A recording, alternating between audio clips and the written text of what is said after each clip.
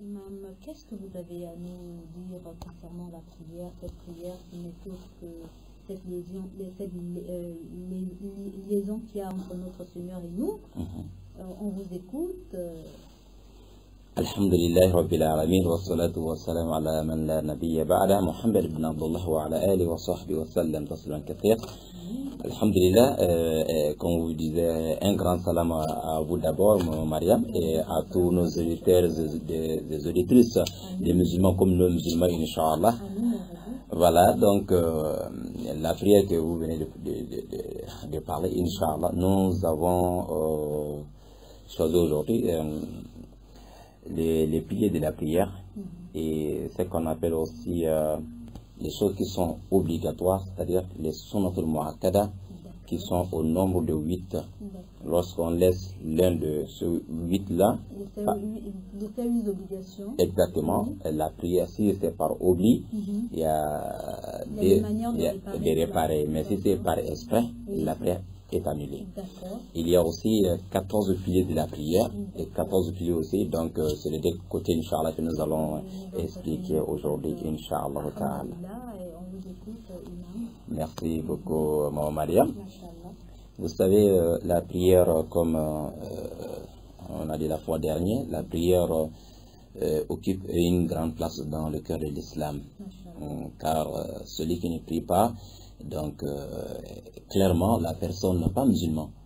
Donc et pour faire aussi cette prière aussi, il faut aussi apprendre. Donc il y a des choses obligatoirement qu'on doit respecter pour que ta prière soit acceptée auprès d'Allah subhanahu wa ta'ala. On ne doit pas venir se jeter sur la natte, commencer à prier parce que j'ai vu les gens prier. Non, c'est pas comme ça. Voilà. Il y a des conditions. Très bien. Bon, ce que nous allons expliquer aujourd'hui, donc nous avons choisi côté de les piliers de la prière. Les piliers de la prière, c'est très très important. Les bases de la prière. Exactement.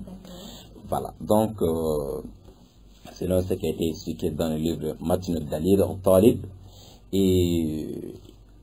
mais les mazahib, les 4 grandes écoles différentes, voilà, il y a petite différence, mais quand on regarde à la base, donc il n'y a pas la divergence entre les savants, mais c'est des explications parfois. Quand on parle des piliers, les 14 piliers par exemple que nous allons expliquer maintenant, dans certaines mazhab, dans certaines grandes écoles, peut-être il y a des choses, ils vont utiliser ça comme un. Disons qu'ils vont regrouper 2 en 1. Exactement. Voilà, c'est ça que quelqu'un va dire, oh, attendez, mais ce qu'il est en train de dire, c'est pas ça que j'ai appris dans telle école. Voilà, vous voyez. Donc, c'est très important d'expliquer d'abord ce côté-là. Il n'y a pas de problème entre les 4 grandes écoles et les 4 grands imams. Si on regarde Imam Abu Hanifa, il était de Koufa d'Irak. Et lui, il est plus âgé qu'Imam Malik, à peu près autour de 10 ans comme ça. Imam Malik aussi, il était de Médine. Et après, Imam Malik, donc avant devant Imam Malik, même Imam Shafi'i, Mohamed Ben Idriss, il est né en Gaza, mais en réalité, lui, il est de famille de tribus proches de Makkah. Après sa naissance, seulement 2 ans, son père est décédé. La mère a amené à la Mecque. Oui. À l'âge de 15 ans, il avait déjà mémorisé le Coran. À l'âge de 15 ans, il était déjà mufti consultant. À l'âge de 15 ans, il avait déjà mémorisé les grands livres de Imam Malik, Muwatta Malik. C'est là qu'il est venu voir Imam Malik. J'ai mémorisé ton livre. Très bien. Imam Malik dit, essaye de réciter devant moi. Il a tout récité. Imam Malik dit, continue comme ça, tu seras un grand. Alors, Imam, un jour, vous voyez, pour montrer, regardez le lien qu'il y a entre Imam Shafi'i, il vient d'apprendre avec Imam Malik. Donc, ceux qui ne comprennent pas ça, oh, moi je suis d'Imam Malik, alors il y a quelle différence entre Imam Shafi'i? Donc, et tous sont là pour défendre la sunna de Mohammed alayhi sallam. D'accord, ce sont les garde-fous de la sunna. Exactement. Alors, les mêmes Imam Shafi'i, il est devenu encore le professeur de Imam Ahmed bin Hanbal. Lorsqu'il a effectué un voyage en Irak, il a trouvé beaucoup de savants là-bas, parmi eux Imam Ahmed bin Hanbal. Et beaucoup de ces savants sont devenus encore ses élèves encore et Imam Ahmed bin Hanbal. Donc, et tous les 4 là, masha'Allah, il n'y a pas de problème.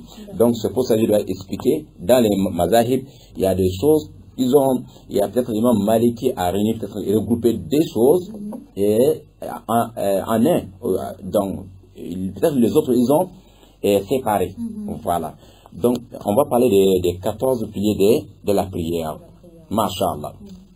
Les 14 piliers, on commence avec, d'abord, si c'est la prière, si c'est une prière obligatoire que la personne veut faire, alors il faut faire ça debout obligatoirement lorsque tu n'es pas malade. C'est une prière obligatoire.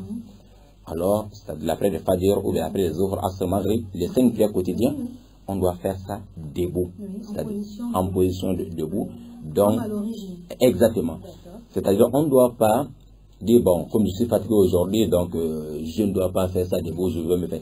Mais si c'est une prière surrogatoire, on a des choix de faire ça étant debout ou il n'y a pas de problème. C'est pour cela dans le mois de Ramadan, vous allez voir s'il y a des frères et sœurs qui sont fatigués, derrière l'imam, ils vont s'asseoir et continuer leur prière. Et ça ne dérange pas. Même si celui qui est debout, il a beaucoup de récompenses par rapport à celui qui est assis. Toujours, celui qui est assis, il a sa prière. C'est accepté. Ok? Si c'est prière surrogatoire. Mais si c'est obligatoire, donc dans le pilier de la prière, on doit faire ça debout, en position debout, obligatoirement. Et si on sait que chaque acte dans l'islam commence avec les intentions.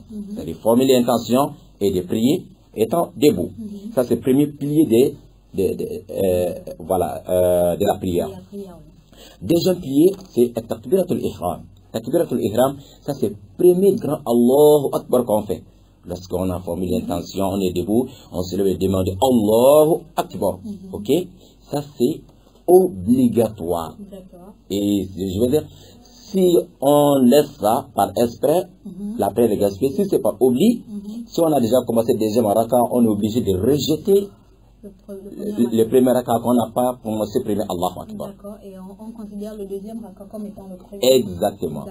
Donc, lorsqu'on parle de premier takbira ici, ça veut dire que les autres takbira ne sont pas dans les 14 piliers de la prière. Nous allons trouver ça dans les obligations, devant les 8 sunnat al-mu'akkada. Troisième, Mariam, c'est la récitation de Sourate al-Fatiha. Donc nous avons fait déjà le numéro de téléphone d'Allah, donc qui est Allahu Akbar. Quand tu fais le numéro de téléphone, allô, donc voilà, vous avez déjà appelé, donc c'est le premier, le takbir ikram. Exactement, voilà. Exactement. Maintenant, quand vous voulez parler à Allah, c'est la Fatiha. Exactement. Comment toucher le corps qui a une obligation. Barakallahu fik. Donc maintenant, troisième, c'est la récitation de Sourate al-Fatiha.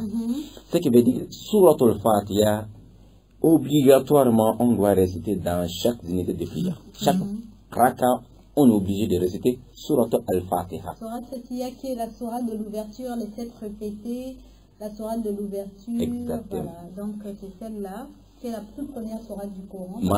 Exactement. Voilà. C'est obligatoire. Dans le Coran. Donc. Très bien. C'est le troisième pilier de la prière. Je répète la même chose. Celui qui a fait une prière ou premier raka par exemple, il a oublié de réciter Al-Fatiha. Jusqu'à il a terminé, il se retrouve dans le deuxième raka, il se dit, premier raka, je n'ai pas fait Al-Fatiha, donc il va rejeter premier raka, deuxième raka va prendre la place du premier raka, parce que c'est l'un des piliers de la prière. Très bien. Quatrième, maman Mariam, Ar-Ruku, c'est d'attraper les deux genoux. De se prosterner. De se, voilà, prosterner, attraper les genoux assez nouveaux. Donc, en position L, renversée. Exactement. Voilà, elle renversée. Ouais, exactement.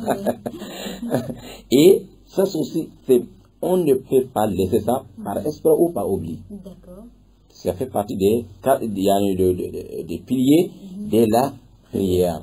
C'est-à-dire, on a fait Allahu Akbar, on a récité Al-Fatiha, on va attraper maintenant les genoux, position L comme vous venez de dire, et ce qui veut dire, quelqu'un qui a fini de réciter Al-Fatiha, il descend directement à aller se prosterner, faire le sujoud, il n'a pas fait recours. Le front au sol, au lieu de mettre les mains sur les genoux. Exactement, la prière. Donc, lorsqu'il se retrouve comme ça dans le sujoud, s'il voit, mais je n'ai pas attrapé les genoux, je n'ai pas fait recours, il va se relever pour faire recours. Après, maintenant, il va descendre normalement pour aller mettre le front au sol. Mais après salam, nous allons expliquer ça dès ce jour pour réparer. Exactement. Mais s'il avait déjà fini une première raka jusqu'à deuxième raka, c'est assez nouveau. Il dit, mais attends, Attends, premier raka, j'ai oublié d'attraper les genoux. Oui. Automatiquement, premier raka, rejeté et annulé déjà. Alors, cinquième pilier de la prière, Oui. c'est de se redresser des recours. Oui. On a attrapé le recours, les genoux, mais il ne faut pas rester là-bas et continuer à aller mettre le front au sol. Donc, on se redresse, se mettre debout encore correctement, tout droit, tranquillement. Mais il ne faut pas faire trop, comme on voit parfois. Voilà. Il faut prendre du temps pour laisser les os se reposer, prendre leur place. Voilà. Très bien. Voilà. Il ne faut pas faire comme l'autre. Il attrape les genoux et il dit Allahu Akbar, Allahu Akbar. Non, ça ne marche pas. Voilà, donc si c'est trop pressé, là c'est dangereux parce que Allah a parlé dans ce autre, il dit faut wailul lil musallin, subhanahu wa ta'ala nous en préserve. Donc, et ça c'est, comme on vient de dire, et on doit aussi respecter ça obligatoirement. Ça c'est cinquième. Et sixième, al-i'tidal qa'iman. Comme on a dit, lorsque on s'est redressé de recours, comme vous venez de dire, on doit rester debout et pour que tous les os se reposent à leur place correctement, un peu de temps. Voilà. Prendre une pause. Exactement. Ça c'est obligatoire aussi. Ce qui veut dire que quelqu'un qui a fini de faire recours, Allahu Akbar, il est debout mais il n'a même pas fait une seconde. Et la prière est gaspillée totalement. Voilà. Et septième chose, c'est à ce doute. Allez se positionner, mais le front au sol. Les 8 parties doivent toucher le sol. Masha'Allah.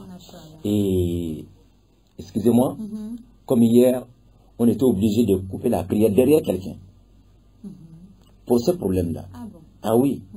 Et voilà, exactement, une parenthèse. On arrive à la mosquée, et alors c'était à 16 h. Donc, je suis rentré avec un groupe, et puis on a trouvé déjà quelqu'un. Voilà, l'imam a déjà fait salam, directement il y a quelqu'un en train de prier. Donc, nous, on vient derrière. Vous voulez le renforcer. Exactement. On est venu le renforcer, mais en réalité, lui, il sait déjà que nous sommes derrière lui. Donc, il devient automatiquement l'imam. Voilà, il devient maintenant imam. Et on commence la prière, mais ce que je vois, le monsieur, lorsqu'il faut recouvrir ce doute, les deux est dehors. Je dis, ah, ça c'est là, c'est compliqué. Il n'a pas respecté déjà le vestimentaire de... Exactement, ça c'est la première chose. Deuxième chose, à recours, c'est demi-recours qu'il fait.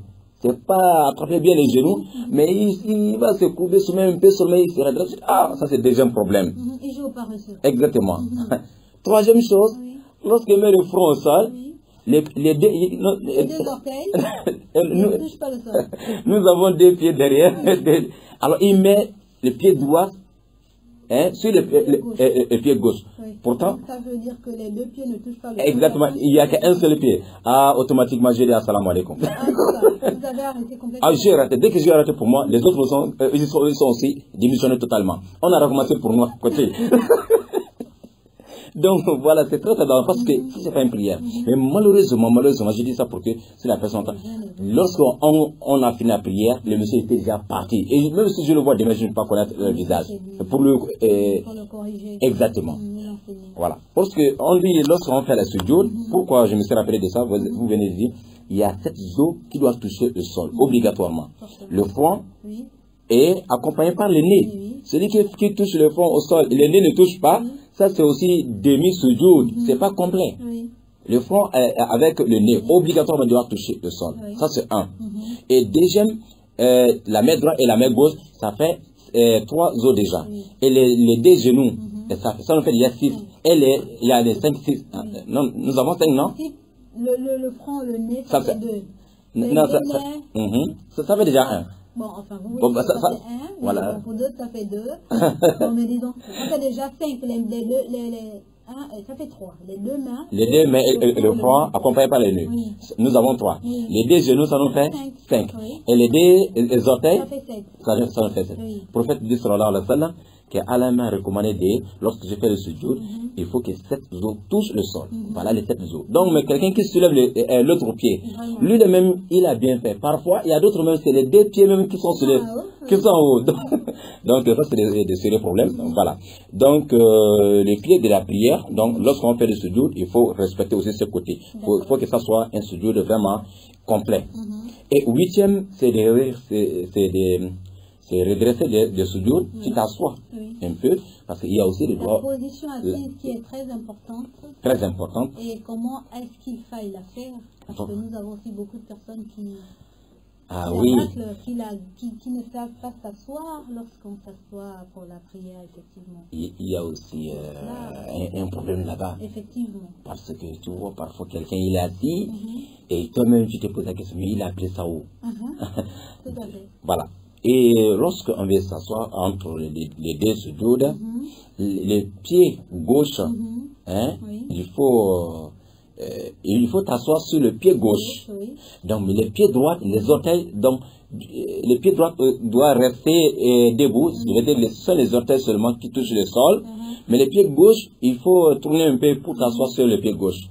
Voilà. Mais celui qui s'assoit sur les deux orteils directement, excusez-moi, comme le prophète a expliqué, comme de façon que quand on voit un chien, le chien s'assoit comment? On voit légèrement surlevé et puis voilà. Il n'est pas bien en position assise.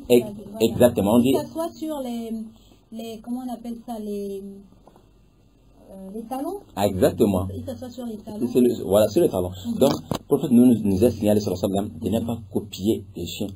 Lorsqu'on est dans la prière, on ne doit pas copier la position des chiens. Donc, ce n'est pas bien. Excusez-moi, ce n'est pas un mesure, mais c'est quelque chose pour expliquer. Voilà. Donc, on s'assoit sur le pied gauche. Ainsi, c'est entre les deux. Donc, on incline légèrement le pied gauche. On s'assoit dessus. Très et bien. Le pied droit est légèrement surélevé, comme si on se serait assis sur le talon. Voilà, d'un seul pied. Mais on se positionne sur le pied gauche. Très bien. Et le pied droit est en position comme si on se serait assis en position. C'est sur le talon. Voilà. Mais à ce niveau aussi, les orteils du pied droit là, forcément, on trouve que les orteils doivent regarder côté des Qibla aussi, des Kaaba. Il ne faut pas plier en regardant côté des Kaaba. Il y a d'autres aussi, tu vois, les orteils regardent derrière. Ça, c'est erreur. Donc, qu'Allah nous facilite, Inch'Allah. Ce sont les erreurs que nous faisons. Masha'Allah. Donc, ça, on s'est redressé de ce jour. Voilà, ça c'est au 8e. Et 9e, c'est de s'asseoir, comme on vient de dire, et correctement, comme le prophète a dit à l'exhortation, il faut que les os se reposent. Il ne faut pas faire comme un voleur. Allahu Akbar, Allahu Akbar. Non, ça ne marche pas. Voilà, il faut respecter, parce qu'il y a aussi des invocations là-bas. Tu t'assois pour faire bien ces invocations et pour gagner aussi la récompense là-bas en même temps. Et le sujoud là est aussi correct. Et 10e, mon Mariam, c'est la tranquillité dans la prière. Il ne faut pas toujours faire la prière trop pressé, non. Il faut prier tranquillement. Très concentré, voilà. Il ne faut pas faire comme tu es en train de prier, tu regardes l'heure. On dirait que si tu ne finis pas dans 2 minutes, tu as un problème. Non. Alors que ce qui est plus important, c'est ta prière. Masha'Allah. Et tu es devant Allah. Tu es devant Allah subhanahu wa ta'ala. De plus, il ne faut pas filer. Tu prends tout ton temps parce que c'est lui qui arrange ton rendez-vous. C'est lui qui met la baraka dans le rendez-vous qui t'attend. Si tu le négliges, comment veux-tu que ton rendez-vous soit bien? Alors pourtant, c'est à la qui gère les affaires. Donc quand tu fais bien pour lui, il va aussi gérer l'autre pour toi. Parfois, combien de fois même on a négligé la prière pour un rendez-vous et puis ça n'a pas marché. Voilà. Donc on doit faire bien la prière et ça c'est 10e chose. Et 11e, c'est yani at-tashahhud. Premier tashahhud. Dernier tashahhud. Si la prière contient déjà 2 tashahhud, dernier devient maintenant l'un des piliers de la prière. Si la prière a un seul tashahhud, le seul là devient maintenant pilier de la prière. Mais s'il y a 2, par exemple, une prière qui par exemple, après des jours, nous avons 4 rakas, on fait premier tashahhud. Donc là, ça vient même. Lui, il vient côté de Sunnatul Mu'akkada. Ok? Deuxième, dernier, il devient maintenant obligatoire. C'est pour ça que vous avez trouvé, si on est en train de faire la prière des Zohor, par exemple, si on a oublié premier tashahhud, on va continuer. On continue, on ne revient plus. Parce que tu vois déjà, parce que lorsqu'on fait 2 rakas, on doit rester pour réciter avec tashahhud. Mais si c'est par oubli que tu te retrouves déjà dans le 3e raka, il faut continuer, il faut enchaîner. Il faut enchaîner tous les 4 rakas. Maintenant, dernier, parce que ça c'est obligatoire, il y a l'un des piliers, tu récites ça. Mais comme tu as oublié premier tashahhud, qui est Sunnatul Mu'akkada, tu fais des sujoud avant salam pour réparer ça. D'accord. Avant de dire salam alaikum. Exactement. Deux fois. Et ensuite tu fais encore le salam. Voilà. À ce moment, on n'a pas obligé encore de faire un tashahhud. D'accord. Voilà. Et maintenant, 12e, c'est de t'asseoir aussi pour faire le dernier tashahhud et pour le salam. Ce qui veut dire, on ne peut pas faire le tashahhud étant debout. Ou bien, comme la prière est finie, donc j'ai un rendez-vous, donc voilà, donc ça ne peut pas aller. Ou bien de dire que, bon, comme le reste là, c'est le tashahhud, bon, en marchant, je peux réciter le reste sur la route et puis ça ne marche pas. Donc, on doit rester assis pour le tashahhud. En même temps, après le tashahhud, le salat, tout ça là, et puis on fait assalamu alaikum, toujours assis. Il y a des gens, maman Mariam, leur salam, dès qu'il commence assalam, avant qu'il va arriver à la fin, lorsqu'il dit assalamu alaikum, côté droite, avant qu'il va terminer côté gauche, il est déjà debout, hein. Il a déjà soulevé la natte et il est en train de faire assalamu alaikum wa rahmatullah, avant qu'il dise l'autre côté assalamu alaikum. Tu vois surtout côté de nous les hommes, masha'Allah, tu vois des choses parfois, c'est compliqué. Et la même chose, quelqu'un qui est un retardataire qui rentre dans la prière derrière l'imam, tu sais qu'après salam de l'imam, retardataire doit faire quoi? Après salam de l'imam, il doit compléter pour lui. Tout à fait. Donc, exactement. Le cheikh Ibn Baz disait, rahimallahu ta'ala, un retardataire, sa prière peut être annulée à cause du problème de salam. Si l'imam n'a pas encore fini de faire tous les deux salams et que tu te mets debout, parce que tu as déjà entendu l'imam a dit assalam et tu te mets debout Allah pour compléter ta prière, il faut recommencer à zéro. Il faut recommencer ta prière, gaspiller. Et l'imam n'a pas encore fini de faire salam. Toi, tu te mets debout et pour compléter ta prière, et ta prière est gaspillée. Pour faire nous de sallallahu alayhi wa sallam. On le suit, l'imam. Alors, on suit l'imam. On attend d'abord que l'imam dit Allahu Akbar, on va dire Allahu Akbar. On attend que l'imam fait d'abord ruku, après on va faire ruku. On attend que l'imam finisse de faire salam, et puis nous aussi on va faire salam. Si on doit compléter la prière, on attend d'abord que l'imam finisse d'abord tous les deux salams. Mais l'imam n'a pas encore fini, tu te mets debout, alors il faut recommencer ta prière. Voilà, donc c'est des petites erreurs, on voit ces phénomènes, et ça a de... Exactement. On demande à Allah de nous faciliter. Et 13e pilier de la prière, maman Mariam, c'est at-taslimatani, c'est de faire les deux salams. Des salams. Ce qui veut dire, côté droite, assalamu alaikum wa rahmatullah. Et côté, il faut bien retourner, bien tourner la tête, incliner la tête côté droite. Ça commence toujours avec A. Mais quand on dit salamu alaikum, ça ne marche pas. Lorsqu'il n'y a pas A prononcé au départ, non, salam, ce n'est pas bon. On dit toujours assalamu alaikum wa rahmatullah. Beaucoup disent salamu alaikum, salamu alaikum. Même si tu es en train de saluer ton frère ou ta soeur, il faut commencer toujours avec A. Assalamu alaikum wa rahmatullah. Parce que assalam, c'est le nom d'Allah. Il faut bien prononcer. Assalamu alaikum wa rahmatullah, côté droite. Côté gauche, assalamu alaikum wa rahmatullah. Mais côté droite aussi, on peut ajouter assalamu alaikum wa rahmatullahi wa barakatuhu. Côté droite. Il y a des moments prophètes ajouter wa barakatuhu côté droite.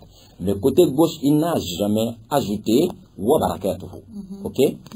Et ça, c'est lorsque nous sommes dans la prière quotidienne. Donc, c'est des salams. Différemment, la prière mortelle. Lorsqu'on est en train de prier sur un corps, un cadavre, et quelqu'un est décédé, il m'a fait la prière sur lui, alors, un seul salam. Il n'y a pas des salams pour la prière mortelle. La prière quotidienne, des salams. Mais si on veut prier sur un corps avant d'aller lui enterrer, on fait seulement assalamu alaikum, khalas. C'est fini. Et 14e, c'est de respecter ordre, c'est-à-dire la prière, ce qu'il faut faire d'abord, c'est-à-dire on doit rester al-Fatiha avant Ruku. Il ne faut pas faire Ruku. Respecter l'ordre chronologique. Obligatoirement. Donc, on doit respecter l'ordre chronologique de la prière. Exactement, pour ne pas te retrouver avec une prière non respecté, et en ajoutant toujours, on a parlé du côté des tashahhud, et tashahhud, prophète nous sallallahu alayhi wa sallam, إذا تشهدتم فقولوا اللهم صل على محمد. Lorsque tu fais tashahhud, n'oublie pas de faire aussi as-salatu ala nabi, de faire la prière sur le prophète. Ça là, on doit ajouter ça aussi sur yani at-tashahhud, obligatoirement. Voilà, donc voilà les 14 choses qui sont, qu'on appelle les piliers de la prière, comme on a dit, selon les mazhab, les explications, on trouve que c'est la même chose, mais parfois dans certains mazhab, il y a des choses qu'on a regroupées, ça devient un. Il y a certains mazhab qui ont séparé, voilà, les choses. Alors, chers auditeurs, at-tashahhud, c'est lorsque vous vous êtes assis et vous dites al-tahiyyatu lillah, al-zakiyatu lillah. Donc, cette conversation que le prophète a eue avec le prophète Mohammed, avec Allah dans les cieux. Donc, c'est cela, at-tahiyyatu lillah. Inch'Allah. Barakallahu fik. Alhamdulillah. Alors, nous allons passer à la petite période de transition et nous allons revenir vers vous, chers auditeurs et auditrices. Chers auditeurs, auditrices de 95.fm, nous sommes de retour dans votre studio et nous sommes avec l'imam Sangaré qui va continuer dans la même lancée. Il nous parle de la prière et nous avons vu les 14 piliers de la prière et maintenant il va nous entretenir sur les 8. Voilà, les 8 sunnat mu'akkada. Voilà, les sunnat mu'akkada, c'est les obligatoires. Voilà. Les obligations de la prière, voilà. Alors, et ensuite on vous donnera l'antenne, Inch'Allah. Bismillah, imam. Alhamdulillah, Rabbil Alamin. Alhamdulillah. Nous allons continuer avec les sunnat mu'akkada, c'est-à-dire les 8 obligations de la prière. Pourquoi cela aussi? Parce qu'on vient de parler des 14 piliers. Les 14 piliers, lorsque on laisse un par oubli, on va obligatoirement ramener ça, et ou bien si c'est par espère, la prière est gaspillée. Donc on ne peut pas prier sans les 14 piliers. Mais les 8 obligations, lorsqu'on laisse par espérer en disant que oh ça c'est sunnah ou bien ça là c'est pas tellement obligatoire, quand tu laisses comme ça par esprit, la prière est totalement annulée. Mais si c'est par oubli, on va continuer dans la prière, mais nous avons des prosternations à faire avant dernier salut final, avant salam final. Et le 8 là, ça commence avec tous les Allahu Akbar qui est dans la prière, sauf premier Allahu Akbar. Tous les autres, c'est sunnatul mu'akkada, c'est une obligation. C'est-à-dire, on sait on a déjà cité dans les 14 prières, premier Allahu Akbar, Allahu Akbar d'ouverture là, Allahu Akbar. Après ça, les autres Allahu Akbar. Si on veut attraper les genoux, si on veut faire la prosternation, si on veut se redresser, tous les Allahu Akbar qu'on dit dans la prière, et alors dans les obligations de la prière. Si on laisse un par esprit en disant que ah, ça c'est pas du tout obligatoire, et la prière est gaspillée. Et donc, c'est annulé totalement. Voilà. Allah, tous les Allah Akbar dans la prière est en dehors du premier Allah Akbar. Donc, on ne doit pas laisser par esprit. Mais si c'est par oubli, on a des sujets à faire avant salam pour compléter ça. Deuxième chose, c'est de dire, ici, c'est pour l'imam et la personne qui prie seule. De dire, Sami Allahu liman hamida. Hein? Sami Allahu liman hamida. Ça c'est lorsqu'on se redresse maintenant de ruku. Voilà, on est en train de quitter de ruku, on dit Sami Allahu liman hamida. Ça là, il y a deux types de personnes qui doivent dire le mot là dans la prière. Un, l'imam, celui qui prie devant les gens. Deux, la personne qui fait sa prière seule. Tous les deux sont obligés de dire Sami Allahu liman hamida. Mais troisième type de personne n'a pas le droit ne récite pas ça. C'est-à-dire un fidèle qui prie derrière l'imam. Lui ne dit pas Sami Allahu liman hamida. L'imam ou la personne qui prie individuellement, alors dit Sami Allahu liman hamida. Très bien. Alors, ça aussi, on ne peut pas laisser par esprit, sinon la prière est gaspillée. Mais si c'est par oubli, alors, dès avant salam. Et troisième, c'est de dire Rabbana wa lakal hamd. Rabbana wa lakal hamd, ça c'est pour tout le monde. Rabbana wa lakal hamd, et tout le monde peut dire ça. Alors, nous allons continuer. Après, il y a une histoire autour de Rabbana wa lakal hamd. Pourquoi Rabbana wa lakal hamd est venu dans la prière? Nous allons expliquer, mais on va continuer d'abord. Ça c'est le troisième de dire Rabbana wa lakal hamd, tout le monde peut dire ça. Et quatrième chose, lorsque nous sommes en position de ruku, lorsqu'on attrape les genoux, on dit Subhan Rabbiyal Azim wa bihamdi. Et ça, c'est aussi une obligation dans la prière. On ne peut pas laisser par esprit, ou bien si c'est par oubli, alors on a des sujud à faire avant salam. Ok? On peut réciter ça jusqu'à 10 fois dans le recours. Pour bien faire le recours, on peut faire jusqu'à 10 ou bien 3 fois, mais minimum, quand tu arrives à dire même une fois seulement, la prière, c'est pas gaspillé. Mais sinon, c'est bien de dire à 3 ou bien on peut aller jusqu'à 10, ça ne dérange pas. Mais celui qui n'a même pas dit 1, alors si c'est par esprit après gaspillé, ou bien si c'était par oubli, 10 jours avant. Mais s'il a seulement dit 1, donc il n'a plus de problème. Mais c'est recommandé de faire toujours 3. Ça c'est au niveau des recours. Lorsqu'on attend aussi les jeunes, ça c'est 5e maintenant, n'est-ce pas, c'est jeune bonne mémoire. Voilà. Ouais, bien, voilà, c'est ça, c'est 4e, n'est-ce pas? Et 5e, délit, on va dire ici maintenant, Subhana Rabbiyal A'la wa bihamdi, au niveau des sujoud, lorsqu'on met le front au sol. Subhana Rabbiyal A'la wa bihamdi. Subhana Rabbiyal A'la. Pareillement, on peut dire une fois, même si la personne, il est pressé comment, il doit bien dire ça une fois, sinon c'est recommandé de faire 3, on peut aller jusqu'à 10. Il n'y a pas de souci, Inch'Allah. Ça, c'est 5e. Et 6e obligation, c'est de dire Rabbi ghfirli, Seigneur, pardonne-moi. Entre les deux sujoud, on sait, chaque unité de prière, chaque raka, il y a 2 prosternations. Quand tu fais 1, tu t'assois un peu. Avant d'aller faire 2e, il faut Rabbi ghfirli minimum. Il demande à ton Seigneur de te pardonner, de pardonner tes péchés. Rabbi ghfirli, tu dis ça étant assis vraiment correctement pour que tous les autres se reposent automatiquement. Comme ça, tu dis Rabbi ghfirli, on peut aller Rabbi ghfirli warhamni wahdini wajburni warzuqni. Donc on peut dire tout ça si tu connais tout. Mais minimum, dis Rabbi ghfirli, Seigneur, pardonne-moi. Pardonne-moi une fois ou 2 fois, 3 fois, et alhamdulillah. Même si c'est une fois que la personne a dit, la prière n'a pas de problème. Ce qui veut dire, le doua, l'invocation à faire entre 2 sujoud est une obligation. On ne doit pas négliger. Et 7e chose, c'est le premier tashahhud. Comme on a dit de l'autre côté, dernier tashahhud est parmi les 14 piliers de la prière. Mais si la prière contient déjà 2 tashahhud, premier maintenant, c'est sunnah. Yani, c'est une sunnah.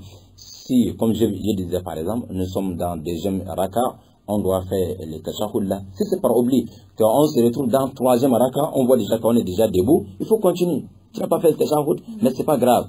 Donc avant salam, tu vas faire 2 sujoud pour rattraper ça. Parce que c'est pas l'un des 14 piliers, mais plutôt l'un des 8 obligations, les sunnat mu'akkada.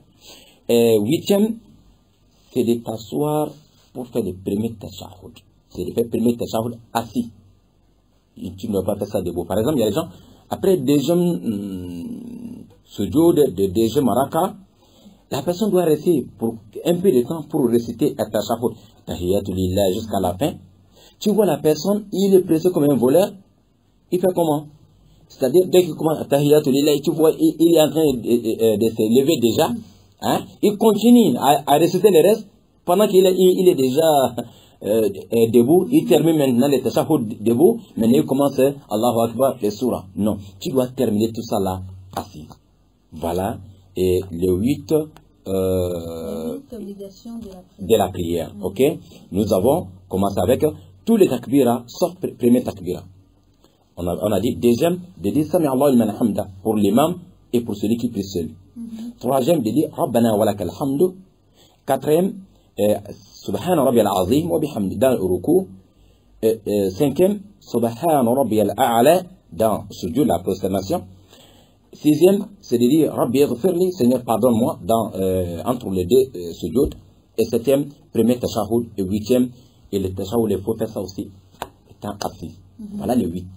Voilà. Une petite... On a oublié. Voilà, si, des procédations avant salam. Tous les 8, là, si on a oublié un, on va continuer. Il ne faut pas retourner pour aller faire. Nous avons vu une fois, on priait derrière, on a vu, par erreur, la personne a oublié de faire premier tashahhud. Quand il s'est levé maintenant pour troisième raka, on a dit subhanallah, imam, subhanallah, subhanallah. Lui, au lieu de continuer, il est retourné encore. Quand il a ajouté. Maintenant, pour aller faire les tashahhud. Donc, maintenant, quand tu fais ça, au lieu de faire 2 sujoud avant salam, ça devient maintenant 2 sujoud après salam.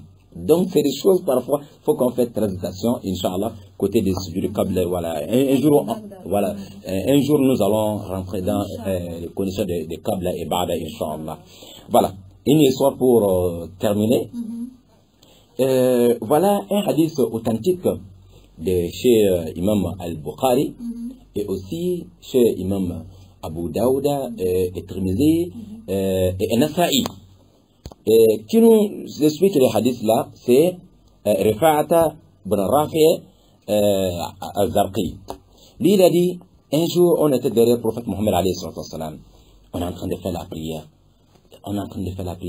Et puis, derrière le prophète alayhi salam, il y a quelqu'un qui a dit Rabbana wa lakal hamd hamdan kathiran tayyiban mubarakan fi. Après salut de Rasoul, le prophète alayhi salam. Manil mutakallim fi salat anifan. Qui a parlé maintenant? J'ai entendu quelqu'un a parlé dans la prière. C'est qui? Tout le monde avait peur. Personne n'a répondu. Le prophète a demandé deuxième fois. Rien. Troisième, quelqu'un a dit c'est moi. Le prophète dit alayhi salam. J'ai vu une trentaine d'anges, des malaïkas.